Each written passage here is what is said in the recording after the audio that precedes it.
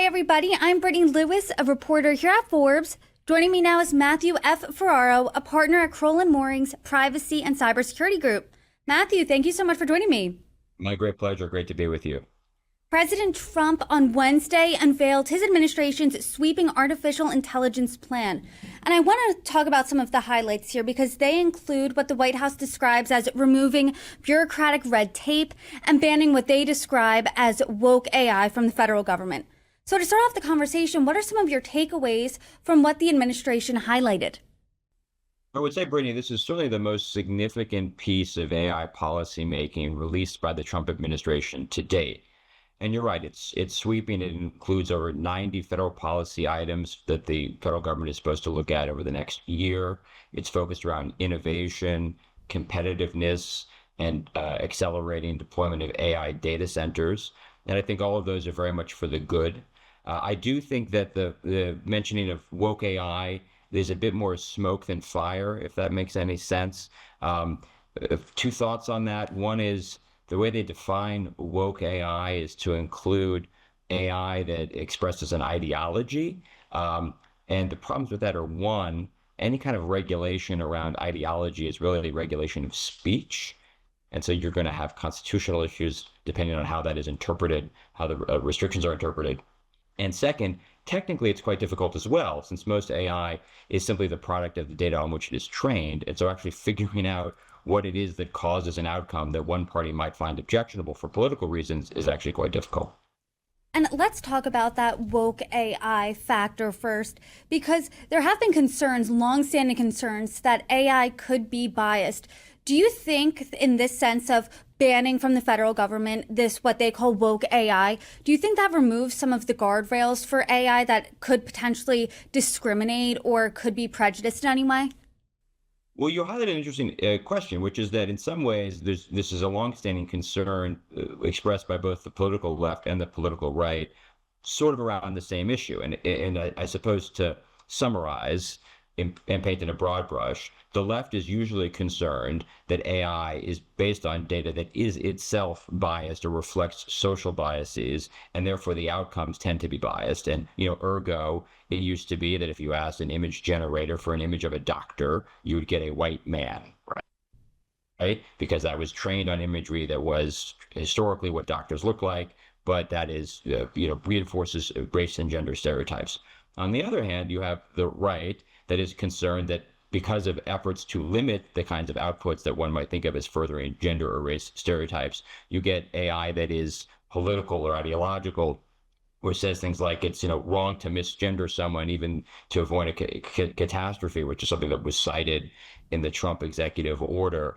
And so they're both kind of revolving around the same issue, but it's, as I mentioned, very difficult to resolve actually as a technical matter. And the more the government truly does to actually try to bar government contractors from creating AI that it views as expressing speech that it finds objectionable, that really does run into the teeth of some pretty serious constitutional questions. And so if I'm a company that deals with AI and LLMs, what am I thinking of when I see that woke AI executive order?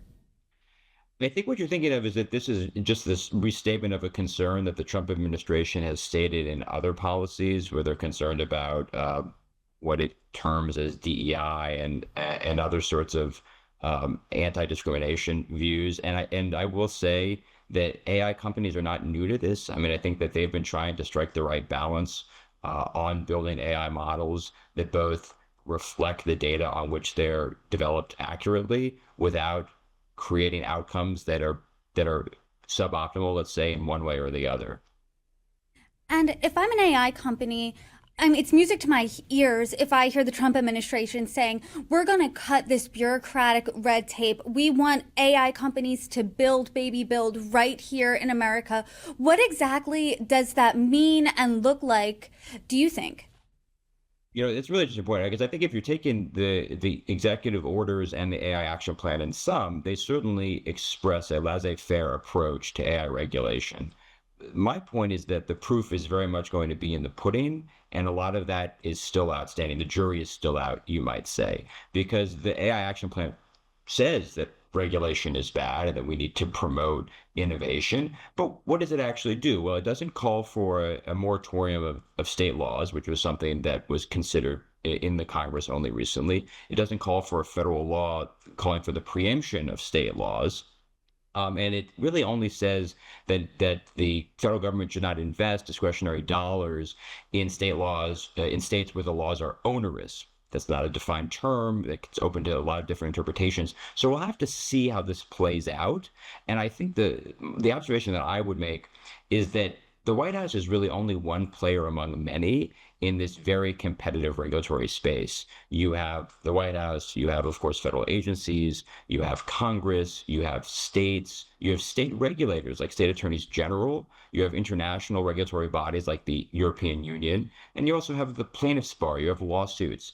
Dozens of lawsuits pending now in federal courts, all of which pose various regulatory burdens after a fashion on companies. So this is, in some ways, a very strong rhetorical gesture towards a deregulatory approach. But again, the details really aren't there, at least not yet. And so they want to fast track permitting domestic data centers. What exactly does that mean? Because I mean, a data center can't be built in a day. So how long until we see those data centers really crop up? Is this more of a 5-year plan, a 2-year plan, a 10-year plan? What does that look like? Well, I certainly think the administration would like to see it happen sooner rather than later, so more like the 2-year plan. And I will say that if this comes to pass, if everything that they say, like finding exceptions to environmental protections, which is something that's expressed in the plan, so that they can build data centers, using federal land on which they can build data centers. If they actually do execute on those visions, I think that will have a significant impact. And so yeah, so I think that is an area in which I would say note as well that the Biden administration was aggressive as well in terms of courting large scale investment to build data centers in the United States and doing more to abridge the environmental protection regime would in fact expedite that perhaps in a very significant way. And AI is still a very new technology. How do you think the Biden administration's approach to AI versus the Trump administration's approach to AI is different? Is it night and day? What does that really look like? Oh, I might be controversial here, Brittany, and I'm going to say that while the Trump administration differs for sure in some of its rhetoric and its emphasis, in many ways there's greater similarity than I think the Trump administration would like to acknowledge. I can just tick off a couple of things. The focus on energy, I mentioned that was a major concern of the Biden administration as well. And I should say, I don't know if your viewers know this, I was a senior official in the Biden administration in the Department of Homeland Security. So I was there for this. And I guess you could say that maybe I have a biased point of view, but I think it's true. In fact, the Biden administration favored an all of the above energy strategy to support the development of AI, not just minerals and coal and nuclear, but also solar and wind, which is not something that the Trump administration emphasizes. The Biden administration was also very concerned about synthetic media and deepfakes. That makes an appearance in the AI action plan. The Biden administration pioneered something called secure by design, which is a way of building software to make it resistant to cyber attacks. That gets a couple shout outs in the AI action plan as well. So I think there's a bit more similarities here than people notice. And I would just note that the Trump's rhetoric sometimes outstrips the reach of the plan. And I want to talk about where the United States is in relation to the rest of the world when it comes to AI, because President Trump said that he wants the United States to be #1 in this AI space race. And one of the executive orders he signed on Wednesday vows to, quote, support the American AI industry by promoting the export of full stack American AI technology packages to allies and partners worldwide. And it goes on to say this, quote, by exporting American AI, the U.S. will strengthen ties with allies, promote U.S. standards and governance models, and maintain technological dominance. What do you think of that? And B, could this have the opposite effect where competitors look at our AI and then try to build off of that and make it better? What do you think? I would certainly say that the export issue is a critical concern of both government and industry. And the emphasis on exporting the tech stack, which is the software, hardware, the whole shebang, if you will, is an issue that is going to be welcomed by a lot of tech industry players. But let me make 2 points. One is that the AI action plan kind of moves in two directions. It is true that the president signed that executive order, and if it comes to pass, that will be very significant for industry. But it's also true that the action plan calls on the Commerce Department and others to impose more export restrictions on various kinds of AI. And I think that will have actually a mitigating effect on exports. So it's not as an unalloyed success, you might say, for the exporters as one might think. That's point one.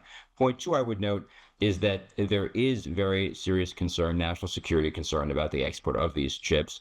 Just the other week, the president said that he was going to change course and allow NVIDIA to export H20 chips to China. That was in contravention of a position that the Trump administration had previously taken. And there's, I think, some significant concern within national security circles in which I run that that is giving away the golden goose to the Chinese. And industry obviously has a different view, but we're going to have to see how this shakes out for our national security. And do you think this action plan adequately addresses national security concerns? Or after reading it, after hearing President Trump, after seeing him sign the executive orders, you have more questions now as they relate to national security? I think that there are some parts of the plan that haven't been given a lot of daylight that are important for national security. Let me highlight two. One is in the cybersecurity space. As I mentioned, the plan really doubles down on an initiative in the Biden administration to promote secure by design and software as a way of countering cybersecurity threats that are promoted by AI. And there are some good ideas in the plan about federal government leading the way to include AI-enabled attack vectors, ways in which attackers can attack systems in their scenario planning. And that's something that industry would do well to replicate as well. And second, there's an emphasis towards the back of the report, you've got to read the whole thing, on WMD, or chemical, biological, radiological, nuclear, and explosives, and how those threats can be advanced and increased by AI. And again, that too follows on some efforts by the Biden administration to focus on the WMD threat, sort of the worst of the worst case scenarios. So I was pleased to see that, and I hope the administration keeps up that focus. It's really no secret that China isn't our ally, and China perhaps is our most serious competitor in this space, in the AI space race. So I'm curious how you think that this plan, if at all, better positions the United States to compete with China when it comes to AI. I think the plan could well help us position us to compete with China well. I will note a few things. To do AI well, you need really good software, you need really good computer chips, and you need really good data.